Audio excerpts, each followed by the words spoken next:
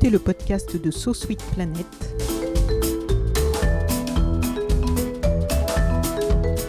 Je suis Anne Greff et je vous propose des rencontres autour des thèmes des droits humains, de la culture et de l'environnement. Nous sommes toujours à la Bazoche, à Tours. Maintenant, je vais poser quelques questions à Delphine Laugier, qui est hôte de pension de famille. Delphine, bonjour. Bonjour. Merci de m'accueillir ici, dans ce bel endroit, avec cette belle famille, pension de famille. Donc toi, tu es hôte, et donc on va commencer par le commencement. Est-ce que tu peux nous expliquer ce que ça signifie être hôte de pension de famille ? Alors, être hôte, ça signifie beaucoup de choses. Nos fiches de poste sont bien remplies parce qu'on fait beaucoup de choses. Pour résumer, alors là, je reprends les mots, c'est Delphine Picard que j'avais entendu dire ça. Oui. On fait tout du moment que c'est ponctuel. Donc, c'est-à-dire que quelqu'un qui vient habiter en pension de famille, c'est quelqu'un qui va relever du droit commun. Donc, s'il y a un besoin, il y aura une orientation faite vers un service social de secteur, vers le soin, vers des services mandataires, etc., selon le besoin. Donc ça, c'est pas notre métier, c'est pas des choses qu'on fait. Pour autant, comme il peut y avoir des délais, dans tous ces services, on peut effectivement être amené à faire des choses ponctuellement. Donc ça peut aller de remplir un dossier de surendettement, aider à une démarche administrative, à aider la personne techniquement et physiquement à faire un coup de ménage dans son appartement. Mais c'est des choses qui sont ponctuelles. Si le besoin va perdurer, on va orienter vers un service de droit commun et compétent. En gros, voilà, on est des professionnels du quotidien. Il y a une présence de 9h le matin à 21h. Entre ces moments, il y a une astreinte téléphonique également. Donc on est surtout beaucoup là pour rassurer, écouter. On fait une veille sociale, on connaît bien les habitants puisque on les voit tous les jours finalement. C'est comme dans une famille. Oui. Voilà. D'accord. Et donc toi, tu travailles à la Bazoche depuis combien de temps ? Alors ça fait 6 ans que je travaille à la Bazoche. Mais tu connais la Bazoche depuis le début ? Je connais la Bazoche depuis le début puisque j'ai fait partie des premières stagiaires quand j'étais en formation, donc à la Bazoche. Ça a été pour moi une découverte parce que la Bazoche, c'était la première pension de famille. Et voilà, je connaissais pas du tout ces modes de travail. Ça m'a beaucoup plu. Et voilà, donc le résultat, du coup, je suis restée un peu dans le paysage puisque j'ai pu faire à l'époque les remplacements de mes collègues quand ils étaient en vacances. Et puis, du coup, voilà, les pensions de famille s'étant développées, il y a eu un poste qui m'a été proposé que j'ai accepté immédiatement. Et voilà. Donc l'expérience t'avait plu. Voilà. Et quel parcours tu avais eu avant, si c'est pas indiscret ? Qu'est-ce qui t'a amené jusque-là et qui t'a fait t'intéresser à ce sujet ? Alors, moi, le domaine du logement, je l'ai un peu découvert aussi en reprenant mes études parce que quand on est dans autre chose, on se pose pas forcément des questions. Et voilà, j'ai mesuré l'impact du logement et que pour autant avoir un logement, ça résout pas tout non plus. Parfois, il faut un accompagnement derrière. Donc voilà, c'est quelque chose qui m'a beaucoup intéressée. Mais voilà, au début de ma carrière, j'ai travaillé dans un dispositif d'accueil de nuit d'urgence pour des SDF. J'ai travaillé ensuite au comité d'aide aux détenus, où j'étais coordinatrice. Comité d'aide aux détenus, oui. Et ici. Donc tu es habituée à travailler avec des personnes qui peuvent avoir eu des parcours de vie Oui, c'est vrai que de mon parcours professionnel, effectivement, je travaillais effectivement avec des publics en grande difficulté. Ouais. Et donc, qui sont les habitants ici ? Comment arrivent-ils ici ? Qui sont-ils ? Est-ce qu'ils sont tous des Tourangelles et Tourangeaux ? Est-ce que ça vient de tous horizons ? Est-ce que les parcours ont des similarités ? Comment on peut qualifier cette famille ? Alors, cette famille, du coup, les habitants, leur profil doit répondre à ce qui est posé dans la circulaire. C'est-à-dire des personnes dont la difficulté empêche d'accéder à un logement traditionnel à échéance prévisible. Donc, c'est quelque chose de très vaste. Oui. On va pas cibler spécialement une problématique des femmes, donc c'est vaste. Donc, il y a des profils variés. En tout cas, tous ont en commun une incapacité à vivre seul pour le moment. Mais il n'y a pas non plus d'objectif à réussir à vivre seul, puisqu'on fait bien du logement. Donc, une personne peut vivre toute sa vie en pension de famille. Voilà. Le logement traditionnel n'est pas un objectif. Et c'est pour ça aussi que nous, on est revenus au terme de pension de famille, qu'on a préféré au terme de maison relais, parce que le terme de maison relais implique un relais, alors qu'il n'y a pas forcément de relais à passer. L'objectif est de loger. C'est pas temporaire. C'est pas du tout du temporaire. Ça peut l'être, il y a des personnes pour qui, au bout d'un moment, effectivement, il y a une envie, une volonté de partir, de vivre seul, mais c'est pas du tout une obligation. Donc les profils sont variés. Il y a effectivement ce point commun d'avoir besoin de vie collective, de contact avec les autres, de ne pas être seul, tout simplement. Après, voilà, sur les parcours, c'est varié. Donc, on a effectivement des personnes qui sortent de rue, qui ont eu un parcours en CHRS avant. On a des personnes qui vivaient en logement seules, mais pour qui c'était compliqué. On a des personnes qui ont des longs parcours institutionnels, d'hospitalisation. Donc, ça peut être par cette voie aussi. Je pense avoir fait à peu près le tour. Il y a à peu près autant d'hommes que de femmes? Il y a exactement autant d'hommes que de femmes à la Basoche. On a la chance d'avoir la parité exacte. On essaye d'être vigilant. C'est un choix ou c'est un hasard? Alors, il faudra demander à mes collègues qui étaient là au tout début. Alors oui, on veut absolument garder une mixité. Effectivement, il pourrait y avoir un risque parce qu'il y a quand même moins de demandes de femmes, c'est un fait. Donc il pourrait y avoir un risque à un moment d'avoir plus d'hommes que de femmes. Enfin bon, on n'est pas... qu'on ait la parité exacte, c'est peut-être un hasard, on n'est pas pour non plus... mais en fait, on ne voudrait pas qu'il y ait une femme qui se retrouve toute seule, ça n'aurait plus de sens non plus dans la vie de groupe. Oui. Et si avec des hommes, ça ne serait plus la pension de famille telle que nous, on l'a conçue en fait, parce que un projet social peut décider que c'est une pension de famille que pour les hommes ou que pour les femmes. C'est pas le choix qu'on a fait. Donc nous on a moitié-moitié. Donc effectivement, quand un appartement se libère, on essaye de demander des candidatures hommes si c'était un homme et femmes si c'était une femme. Et au niveau de l'âge, est-ce qu'il y a c'est tous âges confondus? Alors oui, il n'y a pas d'âge limite, il faut être majeur. Après, on n'a pas de personnes de jeunes majeurs. C'est arrivé que des personnes visitent, mais on n'en a pas encore logé. Ça peut aussi questionner, après, il faut voir aussi selon les parcours. Arriver en pension de famille à 18 ans avec des personnes qui sont plus âgées, qui ont des parcours parfois compliqué, et voilà, ça questionne un petit peu sur ce qu'on pourrait proposer dans ce contexte. Enfin, voilà, en tout cas, on ne s'est pas arrivé. Nous, la habitante la plus jeune a 32 ans et le plus âgé, 63. Comment est-ce qu'ils ou elles arrivent ici? Est-ce que ce sont des personnes qui sont orientées par des services ou par d'autres institutions, ou est-ce que les personnes peuvent venir d'elles-mêmes? Comment ça se passe? Alors il y a tous les cas de figure possibles, effectivement, quelqu'un qui aurait eu la chance d'entendre parler d'une pension de famille qui peut se renseigner peut venir de lui-même demander une visite et visiter, faire la démarche lui-même de faire la demande. Mais ensuite ça peut aussi être des orientations par différentes institutions, ça peut être des CHRS que je citais tout à l'heure, des hôpitaux, des travailleurs sociaux de secteur. Et les personnes qui arrivent ici, quelles sont leurs attentes? Ça faudra plutôt le demander à un habitant. Du coup, c'est vrai que moi, ce que j'entends beaucoup quand je fais des visites, ce que tu ressens, les gens disent moi j'aime bien être tranquille chez moi, mais je veux pouvoir voir du monde aussi si j'ai besoin. Ça, c'est quelque chose qui ressort beaucoup quand les personnes visitent. Ne pas être isolé. Ne pas être isolé, mais pouvoir quand même être tranquille chez soi. Oui. Voilà. Avoir son intimité, mais alors voilà, ça aussi. Mais pas y être trop contraint, quoi. Voilà, sur l'intimité, les habitants sont libres d'aller et venir. Ils n'ont pas besoin de nous dire où ils vont, quand ils rentrent, etc. Il y a des interphones sur la porte, donc s'ils peuvent recevoir des visites, la personne sonne directement chez eux, ça passe pas. On n'a aucun contrôle là-dessus. Donc ça, c'est encore des choses qui collent au logement, comme n'importe qui. Ça, pour des personnes, notamment qui ont un long parcours institutionnel avec des foyers des CHRS, c'est des choses qu'ils ont envie de retrouver parce que c'est de l'ordre de la normalité et ça peut se perdre dans certaines institutions, mais c'est normal parce que c'est un autre fonctionnement. Et du coup, voilà, il y a ce côté, j'ai mon appartement comme tout le monde où je peux recevoir, où je peux faire ce que je veux, on va pas venir entrer et voilà. Mais par contre, si être tout seul à un moment c'est trop dur, trop compliqué, je descends et je vois du monde. Oui, parce que là, donc nous là, au moment de l'interview, on est donc sur une terrasse entourée d'un beau jardin. D'un très beau jardin. D'un très beau jardin, c'est très calme. Le bâtiment est super beau, en belle pierre. C'est un bâtiment moderne, et à l'intérieur c'est très chouette aussi. C'est neuf, c'est confortable, c'est coloré. Il y a un salon télé en bas. Comment ça se passe une journée à la Basoche, une journée classique? Il n'y a pas vraiment de journée classique, parce que c'est vrai que ça se passe au rythme de chacun. Donc, mais bon, voilà, en gros, nous, le premier qui arrive à 9h30 le matin. Donc très souvent, en fait, on commence par faire une pause en arrivant, c'est-à-dire boire un petit café avec les habitants. Mais voilà, c'est un moment, on se dit bonjour en fait, hein, donc c'est le moment d'échanger et de voir si tout le monde va bien. Si tout le monde va bien, on papote, voilà. Pas de problème particulier.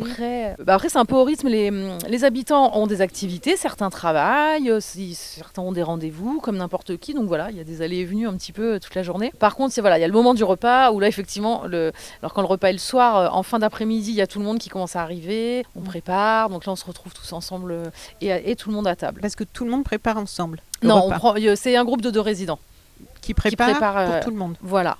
Et ça tourne tous les jours Ça tourne tous les jours. Après ça, on s'arrange. S'il y en a qui aiment beaucoup cuisiner, qui sont très bons, et s'ils se proposent de le faire 3 fois, quelqu'un qui aime moins fera autre chose, il passera l'éponge. Voilà, c'est des choses qui se Tout le monde participe à l'entretien, à la cuisine et tout ça. Le choix a été fait qu'il n'y ait pas de personnel d'entretien, pas de maîtresse de maison. On part du principe que les parties communes sont aussi l'habitat des personnes qui sont ici. Donc l'entretien est à leur charge. C'est pas très beau comme mot, mais c'est ça. Après, chacun selon ses capacités aussi, bien évidemment, hein. Quelqu'un qui va avoir des difficultés motrices, on va pas lui demander de faire ce qui est pas possible. Donc, Et toi, en tant qu'hôte, quel est ton travail? Donc, par exemple, après la pause. Donc tout de suite quand j'arrive après ma pause, c'est beaucoup être là.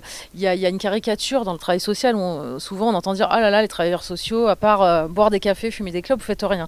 C'est particulièrement vrai en pension de famille parce que vu de l'extérieur, quelqu'un pourrait penser qu'on est là à rien faire, mais parce qu'on est beaucoup là avec les habitants, donc en fait on fait pas rien parce qu'autour d'un café et d'une cigarette il se passe bien d'autres choses.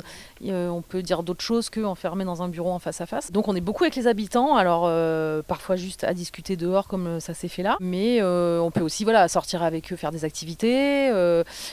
Sur l'entretien aussi des parties communes, on peut aussi participer. On peut aussi, on a aussi des temps un petit peu plus administratifs où on va être dans le bureau.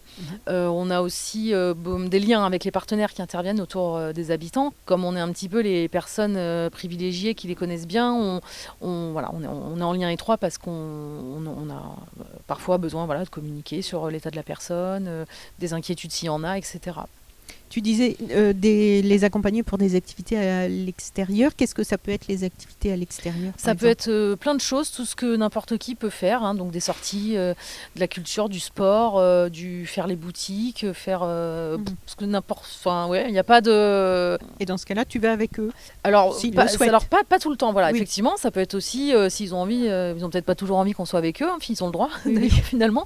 Mais c'est vrai qu'après, si on a un groupe un peu important, on accompagne. Mais c'est effectivement vraiment pas une obligation. S'il y a 3 personnes qui ont envie d'aller visiter un musée, elles y vont et il n'y a pas besoin qu'on soit là, quoi. On n'est pas non plus dans la visée thérapeutique et éducative dans tout ça, quoi. Dans la culture notamment, moi je pense que faut aussi un peu qu'on laisse les gens être consommateurs de la culture et qu'on n'y voit pas forcément une visée thérapeutique ou éducative parce que du coup je trouve que ça fait un frein. La notion de plaisir. Oui. Ouais, et puis pour des personnes qui ont déjà eu des suivis avec des visées thérapeutiques, etc. Là, retourner, être dans la normalité, quoi, oui. le plus possible. Donc on est client, et on est aussi consommateur. Et toi, en tant qu'hôte, à quoi dois-tu être particulièrement attentive ici? Je dirais la principale chose, c'est le bien-être des habitants. Oui. Voilà. Quelles sont les choses qui peuvent faire qu'il y a une rupture dans le bon fonctionnement, dans l'harmonie, dans la bonne entente Le mal-être d'une personne peut avoir une répercussion sur le groupe, ça peut générer des conflits, c'est des choses qui peuvent arriver. Après, sur le quotidien, et notamment avec ce collectif qui est important, si on ne voit pas une personne au repas un soir, on va peut-être pas trop s'inquiéter. Si elle n'est pas là le lendemain, on va peut-être aller frapper chez lui. Si elle n'est pas là le surlendemain, là, on va vraiment se dire, c'est aussi un mode de veille, quelque part, aussi ce repas, au-delà de la convivialité, etc. Ça nous permet, on sait qu'à ce moment-là, on doit voir tout le monde. Dans les critères auxquels répondent les pensions de famille, j'ai noté plusieurs éléments. La pension de famille doit être chaleureuse et sécurisante. Et j'ai cru comprendre que c'est une notion importante, oui. Chaleureuse et sécurisante. Est-ce que tu peux nous expliquer un petit peu en quoi c'est important par rapport aux personnes qui arrivent ici ? C'est tellement évident, je sais pas comment l'expliquer en fait. Pareil, peut-être poser la question aussi à un habitant. Sécurisant parce que de par leur parcours, les personnes ont pu avoir des problèmes de sécurité en appartement, des phénomènes de squat ou des abus, des choses comme ça. Donc le fait de se sentir en sécurité, là notamment avec l'entrée, avec le portail, le badge, après c'est fermé à clé, là c'est sécurisé. Personne ne peut rentrer comme ça n'importe comment. Si jamais ça arrivait, il y a aussi l'astreinte qu'on peut solliciter. Et parce que la vie à la rue, pour des personnes qui viennent de la rue, par exemple, là, il y a une insécurité permanente. Voilà, exactement. Donc là, c'est important qu'il y ait cet effet cocon où, ici, on est dans un endroit sécurisé, tout simplement. Et aussi par rapport à, j'imagine, à des menaces qui, pour nous, simples citoyens, qui ne vivons pas là-dedans en permanence, on n'en a pas forcément conscience, mais je sais que la Fondation Abbé Pierre, par exemple, organise, c'est les pics d'or, je crois. Oui, les pics d'or. Oui. Voilà, qui sont par rapport à ces, comment on appelle ça ? Mobilier urbain, voilà. Aménagé pour ne pas s'allonger dessus, c'est à peu près ça, quoi. Voilà, pour empêcher que les personnes qui vivent à la rue, qu'elles ne puissent pas s'allonger, s'asseoir à des endroits où elles pourraient se reposer. Donc en fait, la menace et l'agression est vraiment... permanente, y compris de la part de la société. On imagine que des personnes qui sont à la rue on peut imaginer aisément, vont être agressées par d'autres qui sont en problème psychologique, même l'environnement est agressif, de drogue, mais finalement même la société qu'on pourrait imaginer plus bienveillante envoie des messages agressifs. Oui, tout à fait. Oui. Donc à partir du moment où ils arrivent ici, il y a j'imagine qu'il y a une forme de pause, quoi. C'est ça, exactement. C'est typiquement, c'est des structures, et encore une fois, avec cette notion de logement, et dans laquelle il n'y a pas de durée, les gens peuvent se poser ici. On ne va pas leur dire, dans 6 mois, il faut atteindre tel objectif et partir.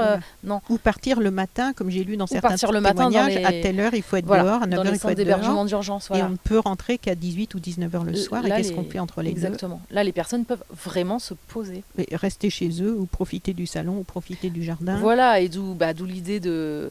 effectivement, dans la mesure où les gens sont appelés à vivre longtemps ici, voire faire toute leur vie ici, cet esprit de convivialité et de sécurité est important, parce que un endroit qui n'est pas convivial, où on se sent pas en sécurité, on n'a pas envie d'y rester.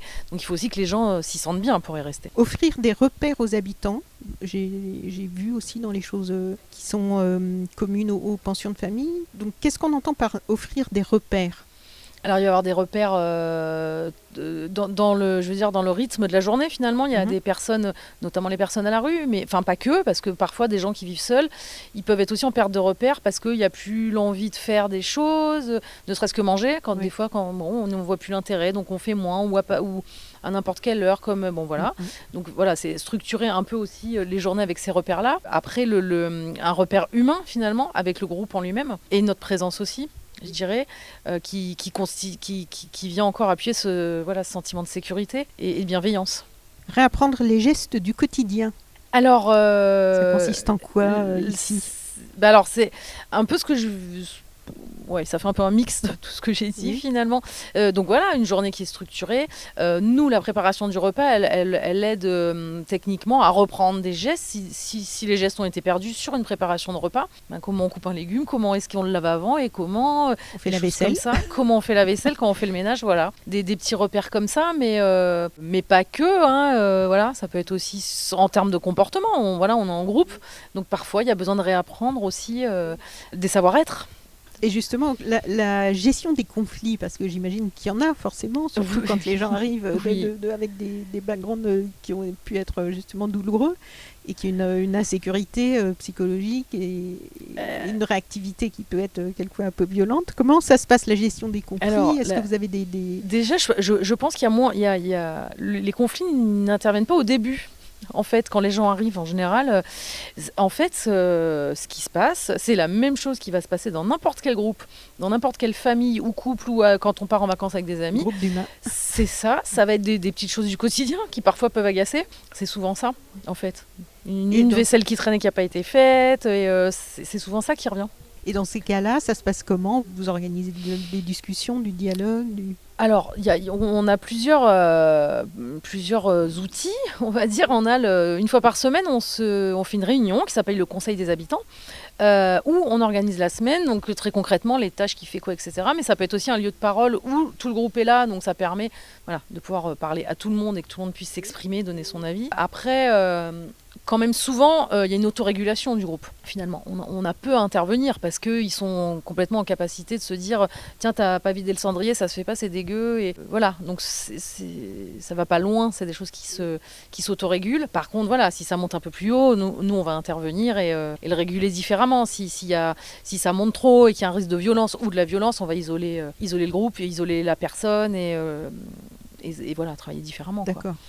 Et il peut y avoir de l'aide ou de professionnels de santé, je pense, par rapport aux addictions ou à des problèmes de violence Est-ce que vous êtes complètement autogéré et vous vous débrouillez tout seul, ou il y a des personnes qui peuvent venir soutenir ou qui sont appelées On peut pas du tout gérer tout ça parce qu'on n'est pas du tout qualifié pour tout. Donc s'il y a d'autres choses à aller gérer, ça va être sur du droit commun. On n'a pas de personnel, on n'aurait pas, je sais pas moi, un psy qui viendrait en cas d'urgence. Non, c'est du droit commun. S'il se passe quelque chose de très grave et qu'il y a une grosse urgence, ce sera la police.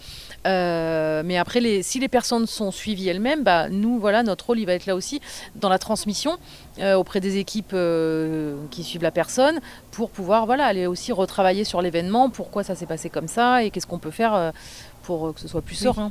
Là-dessus, on travaille beaucoup en partenariat, quoi. D'accord. Mais on n'a rien de spécifique. Je crois que l'une des particularités aussi, c'est que beaucoup de choses sont définies conjointement avec les résidents. Les modalités de la vie collective et le règlement intérieur. Donc, comment ça se passe ? C'est défini une fois par an, une fois par mois, une fois par semaine ? Comment vous avez mis tout ça en place ? Alors, le règlement a été mis en place au début, quand la basoche a commencé. Oui. Mais après, il peut être questionné n'importe quand et au besoin, en fait. Oui. Donc, il évolue. D'accord. Donc, il n'y a pas de régularité. Ça peut-être que ce soir, au Conseil des habitants, ils vont tous dire, maintenant, nous, il y a ça, ça nous convient moins. On propose de faire comme ça et on essaiera. Donc c'est déjà arrivé sur le rythme des repas, parce qu'avant on prenait les repas ensemble tous les soirs. Et alors, c'est parti de notre constat, mais on a demandé aux habitants évidemment ce qu'ils en pensaient, il y a eu un vote. Nous, on constatait que ces repas, ils perdaient un petit peu en chaleur, en convivialité. On se demandait si finalement cette routine ne faisait pas que les gens venaient manger parce que c'était comme ça et que c'était l'heure et sans plus trop en profiter. Donc on en a parlé avec les habitants qui ont partagé et on leur a proposé d'alterner, de faire un jour le soir, un jour le midi, comme ça. Ils l'ont validé, donc on a fait un test sur un mois pour voir comment ça se passait. Oui. Et ça s'est bien passé, donc finalement là, pour l'instant on garde ce fonctionnement. Peut-être que dans un mois ça sera plus le cas, mais voilà. Donc il y a une adaptabilité en permanence et un questionnement vous remettez en question en fait. Oui, on n'est pas... c'est très ouvert. Oui, pour essayer d'optimiser en permanence. Tout à fait. Nous, on vit pas là. On veut dire quelque part, on est support un peu technique parce que on a des formations aussi qui font que, mais on vit pas là. Donc c'est les habitants les mieux placés pour dire ce qui colle moins, qu'est-ce qu'on pourra améliorer, qu'est-ce qui va bien aussi, parce que c'est quand même pas tous les jours qu'on change le règlement, mais en tout cas, on est ouvert à ça. C'est des choses qui sont complètement possibles et qu'on encourage au maximum. Les habitants sont mobilisés souvent sur pas mal de choses. En fait, partout où ils peuvent s'exprimer, on les encourage à y aller. Toi, au bout de 6 ans à plein ici et 10 ans, en fait, puisque tu étais au début de la Bazoche, quel bilan tu tires personnellement de cette expérience ? Je tire comme bilan que je ne pourrai plus jamais retravailler dans une... Enfin, j'ai jamais travaillé vraiment dans des institutions comme ça, mais que j'aurais beaucoup de mal à travailler dans des institutions où c'est très, très cadré, où il y a des objectifs, effectivement, où on doit remplir des contrats avec les gens, d'engagement, Voilà, je ne pourrais pas. Là, on a du temps pour l'accompagnement. Et souvent, on justifie le fait de process qu'il faut appliquer, de cadre, de tout ça, parce qu'on justifie ça en disant que ça a été testé, approuvé, que ça fonctionne et donc en quoi tu trouves que le fonctionnement ici, pourquoi tu préfères en fait le fonctionnement ici ? Qu'est-ce que tu trouves où est le plus ? Parce que ça laisse une grande liberté et des choix quoi pour les habitants. Et ça fonctionne mieux ? Bien sûr. Tu penses ? En fait, on part juste du principe que alors ça, c'est des discours, c'est des choses qu'on apprend en formation.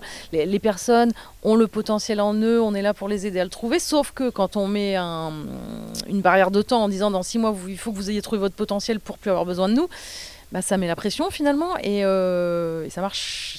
Je vais pas dire que ça marche pas, heureusement quand même que ça marche, mais en tout cas, nous on n'a pas ça. Donc les personnes, elles peuvent prendre le temps d'aller essayer, d'aller tester, prendre le temps d'être sûres d'elles ou pas. Elles peuvent aussi se casser la gueule, mais c'est pas grave parce qu'elles ont aussi beaucoup de temps derrière si elles veulent et elles seront pas seules pour se relever en fait. Oui. Voilà. C'est une grande liberté, je dirais. Et pour nous, en tant que professionnels, mais et aussi, je pense, pour les habitants là-dessus. Enfin, vraiment, c'est... Et toi, quel est tes plus grands motifs de satisfaction dans ce travail, dans ton travail ici ? Quels sont les moments qui t'enthousiasment et par lesquels tu te dis je suis contente de faire quand quoi. j'ai l'impression de servir à rien, en fait.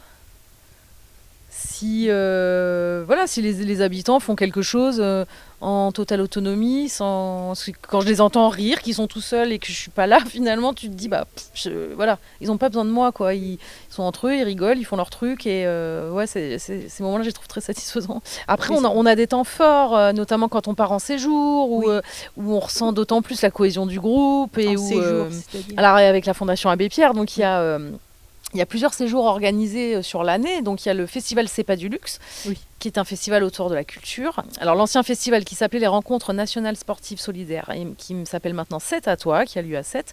Donc là, c'est une rencontre autour du sport. Et le festival Une place à table, que nous organisons avec la Fondation autour de la gastronomie. Donc, c'est vrai que quand on sort aussi de notre contexte de quotidien et quand on fait des choses dans le sport, il y a un petit côté compétition en plus, ça ressoude et ça crée d'autres moments. Et ça, c'est des moments très, très forts. Où on a pas la satisfaction de me dire tiens je suis utile, tiens ce que je fais c'est bien, mais de se dire je fais partie de tout ça et ça te donne envie je suis de continuer. contente de faire partie de ça. Oui. Ouais, c'est ça. C'est ça. Bon, et pour terminer, pour les années qui viennent, comment tu vois ça dans la continuité de ce qui se fait déjà, ou est-ce que vous avez des idées de projets d'évolution, de nouvelles choses à mettre en place? Comme on a du temps, on se projette pas forcément aussi loin. Donc, mais on est dans une continuité. Mais s'il y a d'autres choses qui se présentent, on saura les saisir. Voilà. D'accord. Il y a des activités artistiques aussi ? Oui. Ouais. Alors, il y en a, mais alors quand il y a le festival C'est pas du luxe, on le prépare en amont, donc là, on a en général du gros travail dessus. Ensuite, on va être sur de la visite de musée, etc. On n'a pas d'intervenants, donc c'est compliqué. Nous, on fait des petites choses, mais après, on arrive à nos limites parce qu'on n'est pas artiste. Mais le groupe est plutôt sensible à ça, et ils vont voir des concerts. Au niveau de la culture, ils sont assez ouverts et sensibilisés. Ok.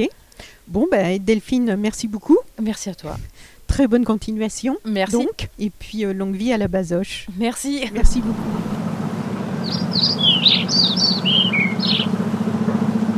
Maintenant, je suis avec Sophie. Sophie, tu habites à la Bazoche. Oui. Je te remercie d'accepter de témoigner en tant que personne habitante de ce lieu. Est-ce que tu peux nous raconter un petit peu ton parcours ? Oui. Alors, donc moi, avant, j'habitais dans un appartement ordinaire.